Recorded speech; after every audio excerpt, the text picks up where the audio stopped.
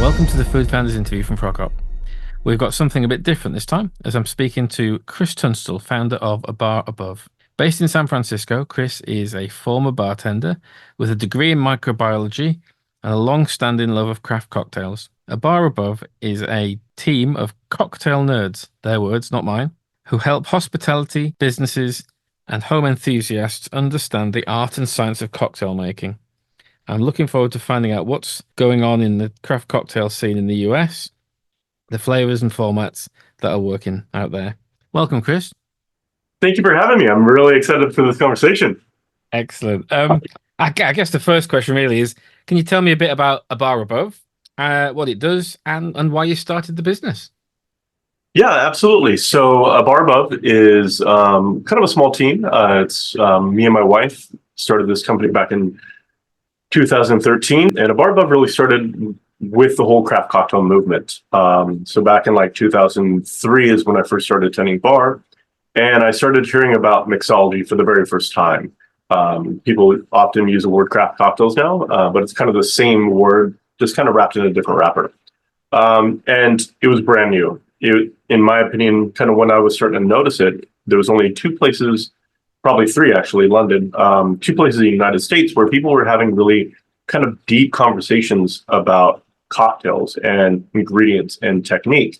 And it was in San Francisco and New York, and of course, London, like I said.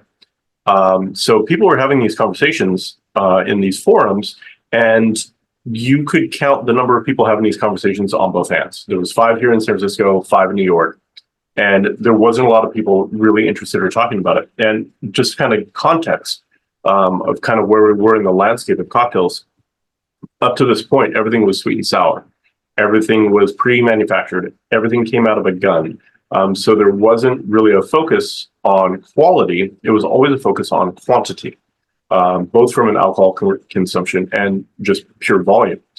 So in 2003 and much earlier than that, there were a handful of people that started to switch over to quality, high ingredients, taking it back down to like the 1800s of like, you are making all of your ingredients. And that is really what fascinated me.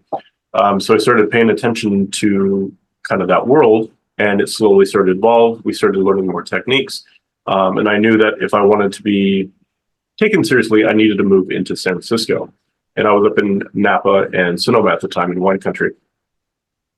So after, managing bar programs for a couple of years, probably 3 or 4 years at this point, I thought I kind of was very solid in my understanding of bartending techniques and everything. I moved to San Francisco, and I quickly realized how little I knew. So I started, trying to get a job, and I couldn't get a job there. Finally was able to get a job bartending, quickly understood that I didn't know what I was doing. So much so that like people asked me to make an old fashioned, and I would make it, and then they would criticize me for not knowing how to make a proper old fashioned. But at that time, there was a lot of ego and a lot of like protection around your recipes. So they would criticize you, but they would never teach you the proper way to do it or the reasons why. Oh, the people criticize the bar owners or the other bartenders sort of thing. Exactly. So there was a lot of just infighting in the community, and there was a lot of ego involved. And this is where the term mixology kind of got a really negative connotation in our industry. So I found it really off-putting, and I've always been somebody to kind of collaborate and share. So that's kind of the genesis of The Bar Above, is we started off with education, teaching people kind of those finer points, kind of the cutting edge of mixology that we could see at that time in San Francisco, and sharing it to the rest of the world. So it really was kind of the beginning of this whole cocktail movement.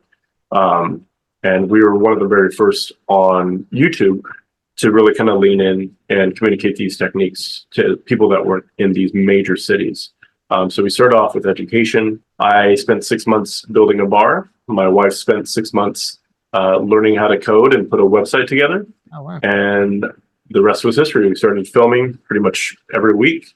Launched our first digital product in 2014, which is still one of our most recognized courses online right now, the mixology certification. And then through that kind of experience and adventure, we started podcasts, we started Facebook groups, we kind of were everywhere that we could possibly be from the digital perspective. And we kept getting the same questions of what barware do you guys recommend? And at that time, there were a couple of big players, but I had a lot of frustration with some of the tools falling apart. not a lot of great customer service. And for a hospitality focused kind of tools company, they didn't offer a lot of hospitality to the hospitality professionals.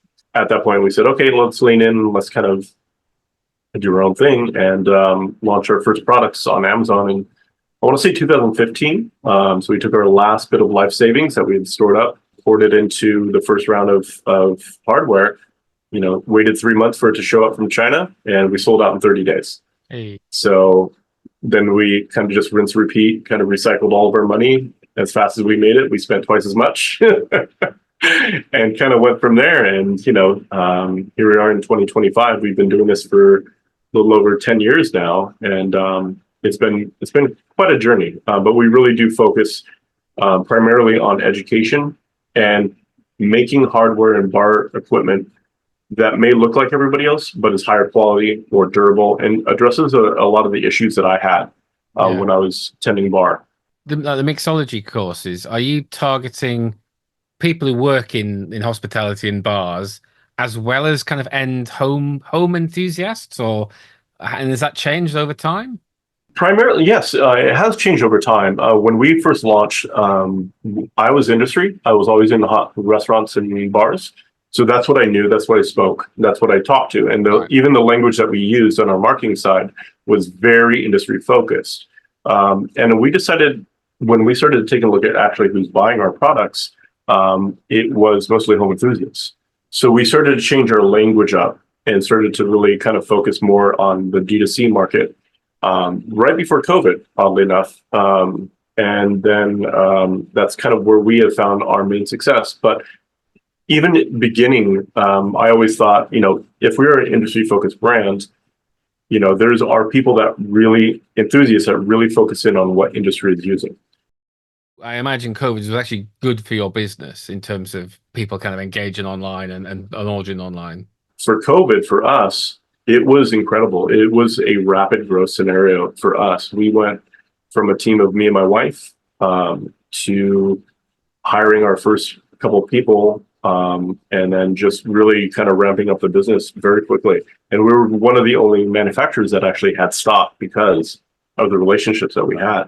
I imagine there was a spike, but it's actually sustained. The growth is sustained after COVID. Yeah, and this is something that we've seen with a lot of other brands too, that we definitely got the spike. We hired accordingly, thinking that was a trajectory that we were heading. But then, like many companies, we saw that kind of decline because people, myself included, want to start traveling. We want to start seeing our friends. We want to start going out.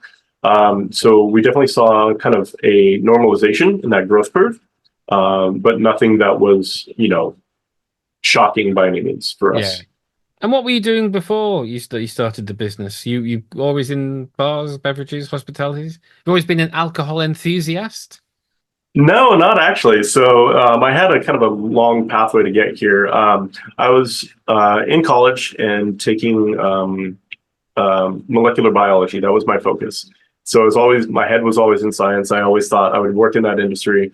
Food science was never even a consideration for me.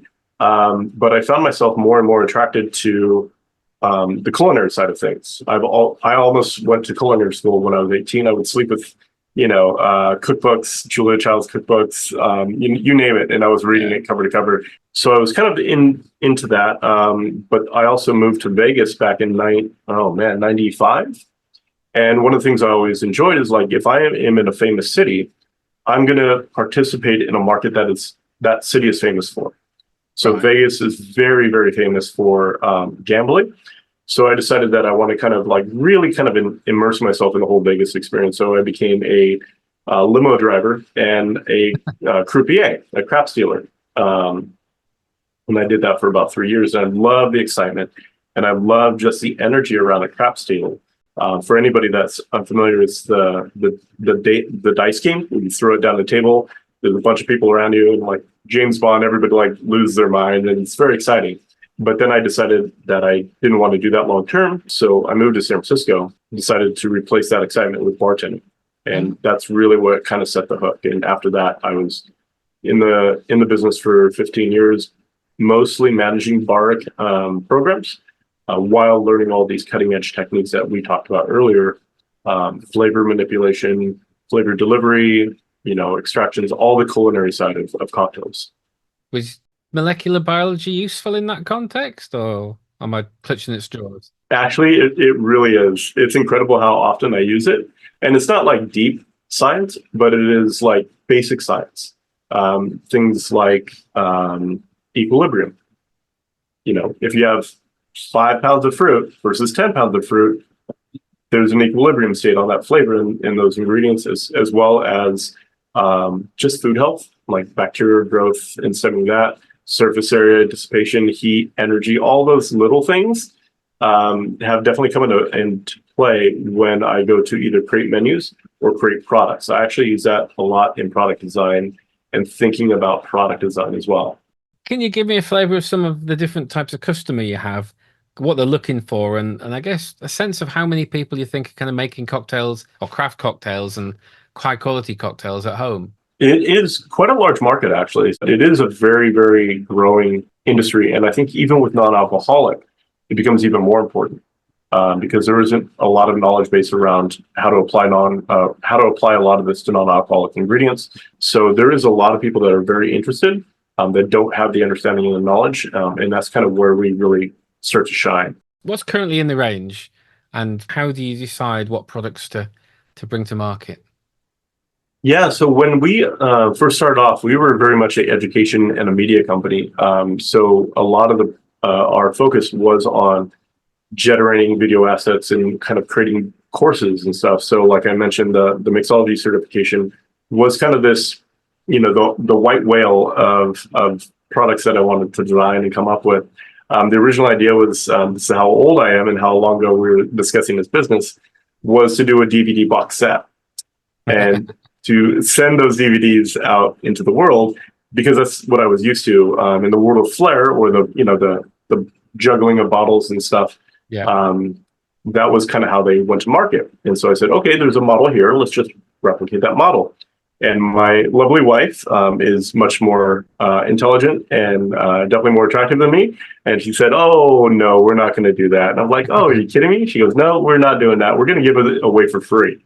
And I'm like, are you insane? And she goes, no, it's a great marketing channel. And I didn't understand a lot about business and marketing at this point. And it was the best decision we made. So we launched our YouTube channel in 2013, started developing the course in 2014. And it took an entire year of developing that specific course. And for anybody that's interested, it's a 9-week course. We isolate every single variable that goes into any cocktail. So acid, we talk about all the common acids: lemon, lime, pineapple, cranberry, orange juice that you put in there. We analyze the pH. We analyze the sugar content. This is where the science background comes in. And we show how it impacts flavor. Then we go down the next layer and say, okay, these are the common acids that you use. But a lemon isn't a lemon. A lemon is one specific lemon that has been common, but there are many varieties of lemon. So then we talk about the different varietals of all the fruits we just talked about, the different pH, the different flavor, the different acids of all of those varieties. Then we go down another layer and say, okay, those are common varietals now, or varietals that you can use, but also what are some of the other kind of uncommon acids, like verjus. Verjus is a very uncommon. It's, when they cull vineyards in the beginning of like spring and summer, all those green grapes have a very high acid content. And this is one of those vinegars and acidifying agents that you'll find in French cooking for like salad dressings and stuff. It's got a very, very high pH. So then we start going down that road of like pH, acid, flavor, and then we take it one layer more and say, okay, refined acids, or what I call refined acids, like malic acid, tartaric acid, citric acid. And how can you put those together to really start to refine the flavors that you're looking for and replicate them, but add additional flavors. So imagine taking a red wine, acidifying it, so it has the same flavor profile and pH as lemon, but now you can replace that in cocktails. So we go down as deep as we can go in every 9 of those different categories, and then wrap it all up and say, okay, now that we've identified that, here's how you put it all together, and here's how you start to manipulate through culinary technique on how to come up with your own recipes and stuff. So it is a very, very dense course, but it really gives you the structure of cocktails and cocktail development And then, so that was kind of our first course. We've done a lot of other courses, but nothing as deep as that. Everything from making your own flavorful syrups, making your own infusions. And once again, we go down that kind of deep trajectory to even how to make your own non-alcoholic cocktail replacements. So instead of buying rum, you can make your own rum and how to do it. So we try to give you anybody a framework, and then kind of spur their imagination to see what they can come up with, how they manipulate things using kind of a similar profile, and let them just kind of play in the sandbox of flavor and development and coming together with cocktails. On the physical stuff, the cocktail shakers and stuff, we're in constant development. So we have everything you'll basically need to come up, create cocktails at home or in a restaurant environment. And we're always adding stuff into our lineup, different colors, which are all dishwasher safe.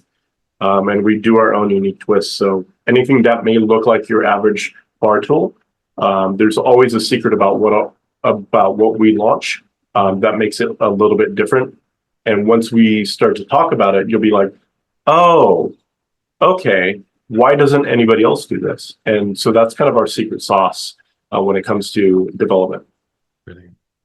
I know over the time we've been running the bar above, have there been sort of significant changes in the the tastes, the habits, the flavors that people are looking for and want to incorporate? It's incredible since I've started to where we are at now. Just the general population and the understanding of cocktails and the palate has changed so immensely. It's absolutely incredible.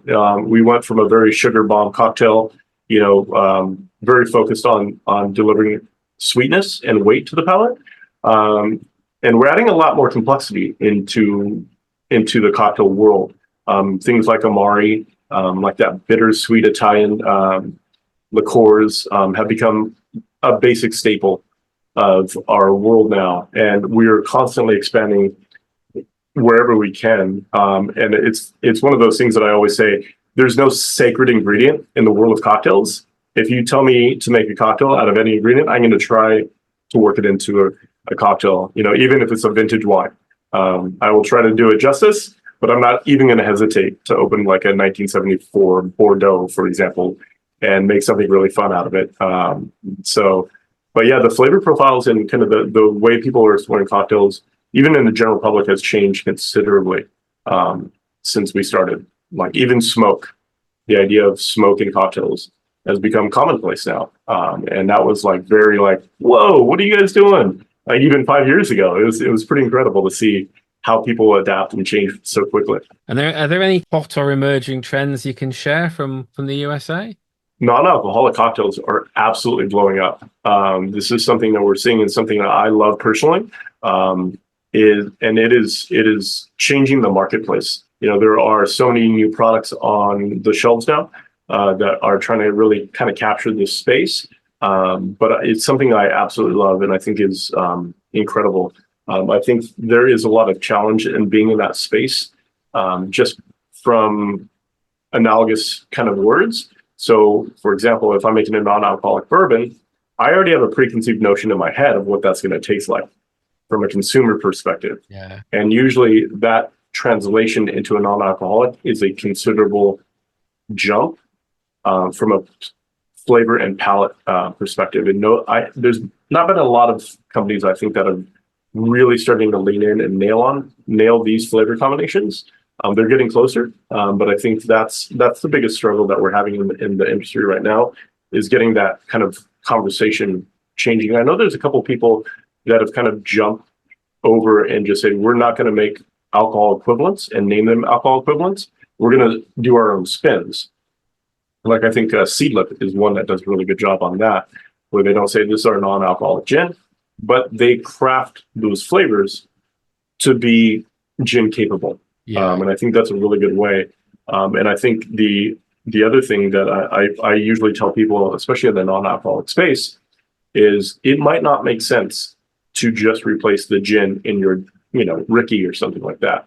It might make more sense from a producer perspective to make the gin Ricky, right? In a can, pre-made, pre-bottled, because you have so much more volume to manipulate flavors and really start to dial in those flavors versus making something that's already, you know, packaged as a distilled substitute and then let the consumer have that at the end. So I think pre-packaged RTDs in the non-alcoholic space, it just makes a lot more sense to me. And I think that's where we're starting to see a lot of companies kind of really lean into that space as well. So the other thing we need to talk about is the fact that you're 200 plus episodes deep into the Bar Above podcast. How Yeah. did that come about?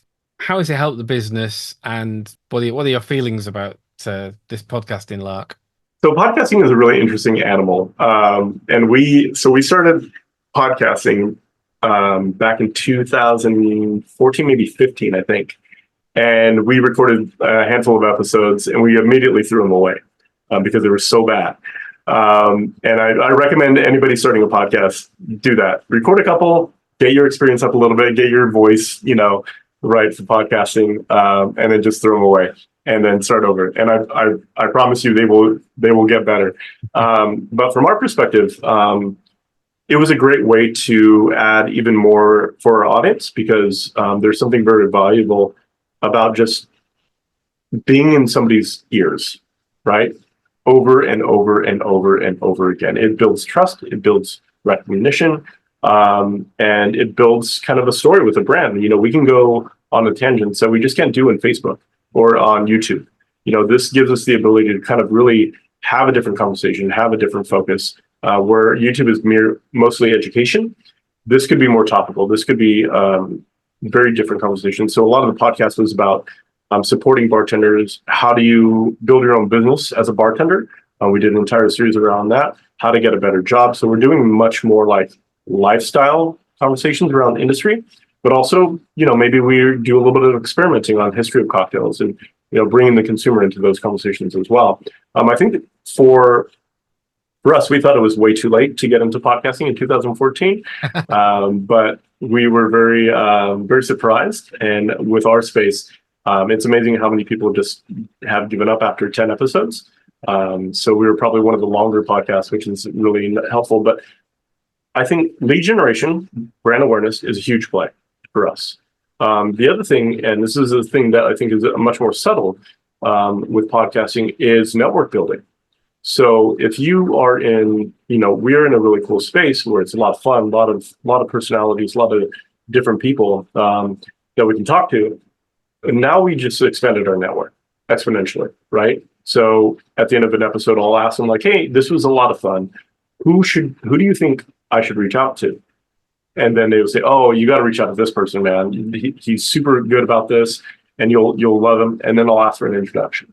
So you can really expand out your network. And I think the other thing that I realized later on in the podcast world is aim for the top. If you're going to get a guest, go to the top of the chain. And you'll be surprised how many people say yes.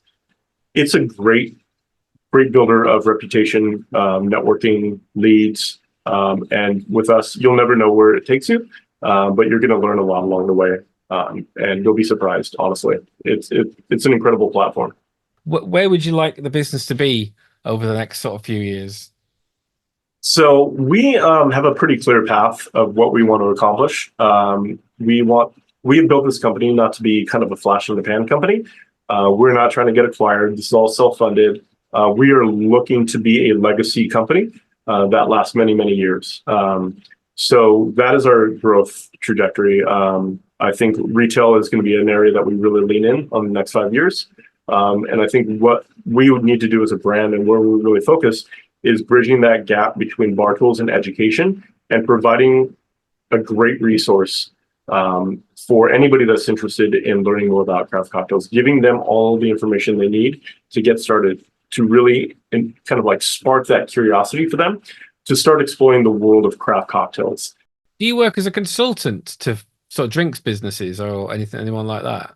So I've done a lot of consulting for bars and restaurants. I think I've done over 100 different bars and restaurants for consulting. As far as the beverage side, I have never done that personally. It's something I've always been interested in but I don't bring the food science background. I can do flavor manipulation, and really dialing flavor in from that perspective. I don't have that technical background to bring an idea to market. And I think that I would find that to be a disservice if I'm talking about being a beverage consultant, if I don't know that pathway. Okay. From a flavor point of view, I could definitely help out. Never done it. Always happy to try new things. It's something I absolutely love. One of the things that we have found over our courses is last year we launched our flavor manipulation courses, where we did a very deep dive into syrups, infusions, and bitters and tinctures. And the focus that we had was how does flavor show up differently if you apply these different techniques? And we kept 3 flavors constant through the entire series. So one of the things that we notice is when you have a syrup, that flavor hits immediately. It is big, it's powerful, it's bold, it's big and round, right in the front palate, right? When we do infusions, you could stretch that flavor development out over a longer period of time. Yeah. So that strawberry that hits with a syrup is big strawberry. Bam, it's right in your face. But when you do an infusion, it's much more subtle. The fragrances show up more. The flavor of strawberry doesn't come in until later on the palate. And then with bitters and tincture, it is that bridge between your syrups and your infusions. And it kind of gives you these giant kind of spikes that you can start to engineer from a flavor development perspective. And once you start weaving all of these things together, that's where you get complexity. That's where you get nuance. That's where you get some really, really cool things. And I think that's where there's nobody teaching this kind of stuff, in my opinion, unless you go to food science. But for an average bar, an average cocktail enthusiast, these are the things that we explore through our courses that you're not going to find on YouTube. You're not going to find in a book unless you go to college somewhere. Yeah. So that's kind of the lane that we sit in, and where we really have a lot of fun. I always ask people this: what are the most important things you've learned? If you could go back in time to some point earlier in the business, what do you wish you could tell yourself that would have saved, I don't know, pain, frustration, cost, or missed opportunity? Oh, so many things. The lessons learned of owning your own business over a decade. I think having a clear trajectory of where you want to go and what you want to do has to be crystal clear. Like, that's going to save you so much frustration. I think we have kind of changed our vision a couple of times, and it's definitely gotten in the way of our growth. I think the other thing is be very strategic on the roadmap that you see in front of you, right? So work from the back all the way to the front, get everything lined up, and have a very clear roadmap of your growth path. Find the right people to talk to that are qualified. I think we have spent a lot of money on consultants at the time. They were what we thought was right for the business, but they weren't, unfortunately, the right people that we should have talked to. So getting, I think, the right people involved in your business at the right time is really helpful. Don't blow up on payroll. I think that's one of the growth that we did through COVID. We have a great team, but hiring the right people at the right time is definitely one of those things that just you have to be very mindful of. And meet as many people as you possibly can and network with them. Build relationships with other business owners. Get advice. Like, talk to people that are in the same industry you are. If you can find a group that really kind of caters to that and has a platform that is open and honest and you can share information, even if it isn't specific to food engineering or product, just having other entrepreneurs that you can bounce ideas off of, ask for recommendations, packaging, branding, marketing, sales, all these things, without a great network of entrepreneurs, it could be really limiting in your business. So get out there and just network as much as possible, and just be a valuable resource to other people as well. And it will come back to you for sure. So I guess my last question is, who should I reach out to? Who would be an interesting person? So I think from my perspective, you guys this podcast is mostly around food products and getting things to market. There is one lady we met in San Diego, and her name escapes me right now. But she is fascinating. So she started off as a food manufacturer. I think she started with co-manufacturing. Right. And She started with one, got her product up and running, and then became, I think she's a co-man now for a bunch of different companies and brands and stuff like that. She's fascinating, lovely person. I'll have to get her name, and I'd be happy to reach out and connect with the both of you. Thanks for sharing all that, Chris. Much appreciated.